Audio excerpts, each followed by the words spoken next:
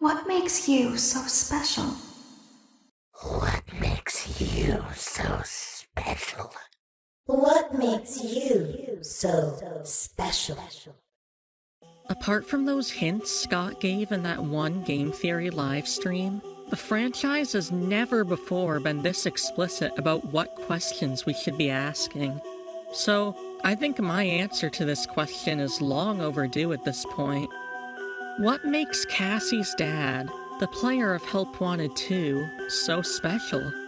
This line is vague for sure, but using some removed dialogue found in the game's code, we can narrow down what we're looking for a little bit. Originally, Vanny was supposed to tell you this: "You are the last. It kept you for a reason." Using context clues from our other dialogue, we can see that Vanny is referring to Glitchtrap. For some reason, Glitchtrap trusts Cassie's dad, but why? That's the question we need to answer. What makes him so special that Glitchtrap trusts him and only him to help? Before we can figure out what makes him special, though, we need to figure out who he even is. And trust me, that's a much bigger question than it sounds like. Let's start with the one point that's been discussed to death. This guy is definitely the Bonnie bully, no doubt about it. There's the lost luggage secret, the Bonnie and Foxy masks in ruin, the design similarities between him and Cassie, the 80s references, and the obsession with Bonnie in general. I won't even bother trying to prove this one beyond that, because I'm sure you've heard it all before. It's the long list of other things he may or may not be that I want to dive into. Well, 6 things. That's long by my standards. So let's get started. Number 1. Is Cassie's dad the arcade conspiracist who was obsessed with Princess Quest? There's no record of a Princess Quest 3 arcade, yet there's a cabinet tucked away in Blast. Won't work, though. Sometimes I hear it in attract mode, but I've never seen a single image displayed. Too creepy, leave it where it is. At least until I play part 1 and 2. I did it. I did what you wanted. I beat parts 1 and 2. Why won't you turn on? What else is there? Tell me! They're working together. The arcades. They're hiding something. The glitches. Glitch them all at the same time. Then the princess will recognize me. She's testing me. I'm not yet worthy. The others are protecting it. Let me stay. I'm so close. Just one more night, please. I can save the princess. There are points both for and against this idea. Mystic Hippo seems to think that the player really cares about the princess. She says, "It needs you. She needs you." And in a deleted line, she clarifies that the she in that sentence is the princess. Also, right next to the Princess Quest 4 arcade cabinet is the Captain Foxy poster that leads you to the hidden room with the arcade conspiracy message in it. However, the message was an exit interview, meaning the arcade conspiracist got fired. How would he then be continuing to work after security breach? Ultimately, though, I kinda think the evidence for this is too strong to ignore. It's not like characters have never pulled strings behind the scenes to get certain jobs before anyway. Number 2. Is Cassie's dad Jeremy from Help Wanted? I'm pretty sure that he is, thanks to the Candy Cadet story. These stories are always about the game that they're in, and this game ends with Cassie's dad getting attacked by Glitchtrap. That aligns with the ending of the Candy Cadet story, where the woman gets killed by the witch. But what about the first half of the story? Well... Now let me tell you a story about a young woman who, when she was little, was led into a dark forest by a witch, and almost eaten. She had fallen for the friendly voice without discernment, and was led astray. She had escaped before being thrown into the oven, but would have a scar for the rest of her life. This is exactly what happens to Jeremy. He encounters Glitchtrap in the VR game, and eventually gets himself into trouble, seemingly injuring his face in some way. I couldn't see his face. He had the visor covering his head. He had ink spilled on himself as well. The front of his shirt looked black in the dark room. The Halloween mask on the floor might be his face, or it might be some sort of equivalent to the Vanny mask, or it might be the Bonnie mask, although I doubt that one because Tape Girl should recognize it as Bonnie. But either way, we know that Jeremy is still around after this, because he signs his name on the walls in ruin. But whatever happened in that testing room, he'd carry an emotional and probably physical scar for the rest of his life. Number 3. Is Cassie's dad Jeremy Fitzgerald? This one is a pretty easy no. Jeremy Fitzgerald was almost definitely lobotomized, and even if he wasn't, the only reference to FNAF 2 we get in Help Wanted 2 is the Phaser Blast level. But there's also one for FNAF 1 and FNAF 3, so that doesn't really count. If Cassie's dad was Jeremy Fitzgerald, you'd think the game All About Him would focus at least a little bit on the other game All About Him. Number 4. Is Cassie's dad the resident of the Purple Man room? This is an idea I brought up shortly after Ruin released, and while I didn't give it too much thought back then, I think I was actually spot on. I, along with most people, completely missed the detail of the screen in the theater saying both Greg and Jeremy on it. And this screen is playing the exact same GIF that plays on the TV in the Purple Man room. That's a pretty clear connection. In addition to this, we know that the technicians at the Pizzaplex were in contact with the therapists from the retro CDs, because they get mentioned several times. Do you know a place called Freddy Fazbear's Mega Pizzaplex? I know you know it, because the technicians who work for Pizzaplex know you. Well, the techs are convinced that you've hacked into their system many times. Apparently, the techs were reviewing communications going in and out of this building, and they came across some interesting things. They say you were in communication with someone. I got another message from the techs at the Pizzaplex. I'm afraid it's about you again. The techs have been struggling to fix some serious glitches with the robots, and when the techs traced the glitch back to its origin, it led them to you.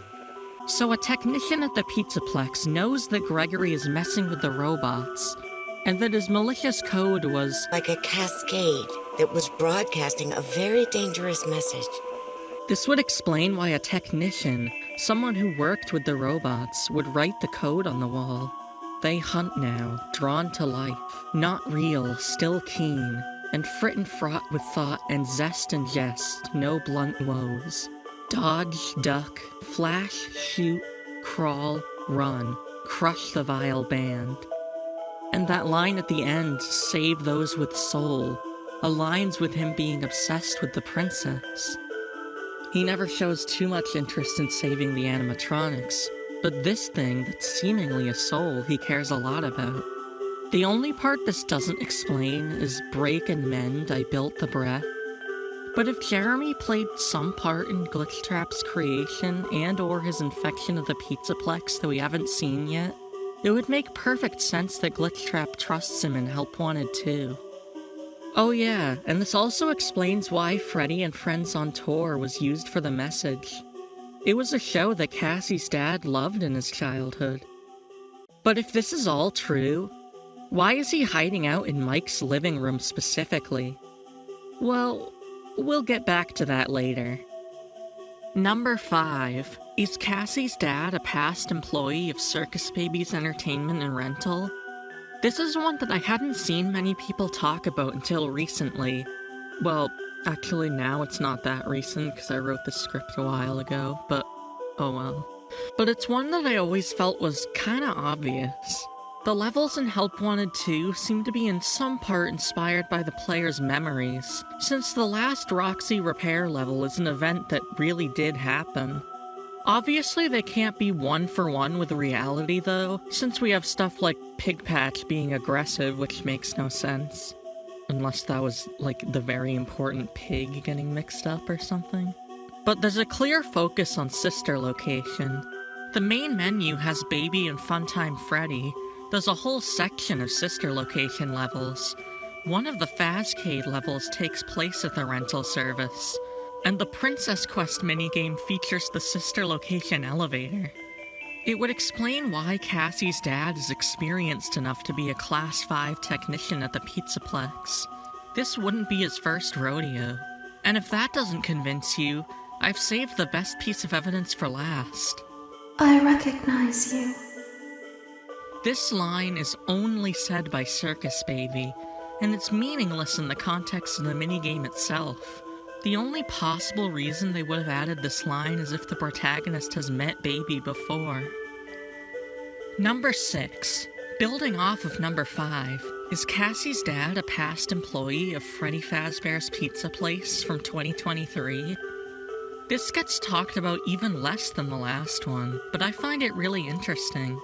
The main hub is the Pizza Place as it was in 2023 specifically. It's got the same stage, floor, tables, and several of the same attractions.